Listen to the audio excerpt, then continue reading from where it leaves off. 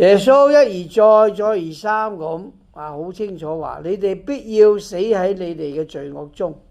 就喺呢一段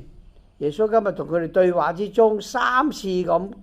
講俾佢哋知，你哋必會死喺你哋嘅罪惡中，因為佢哋時常都嗰份執拗唔願意悔改。不論耶穌做咗咩奇蹟，耶穌講啲咩說話，佢哋總係聽唔入耳。唔止聽唔入耳，個心時常都係傾向罪惡，用盡辦法想殺害耶穌。所以佢哋同耶穌嘅對話之中呢，唔係真係開放自己，使到接受天主嘅恩寵，反而個心呢變得越嚟越硬。但係只有嗰啲真係聽咗而願意接受嘅人呢，就真正咁去接受，去跟隨。所以進入四旬期仲有幾日完結呢個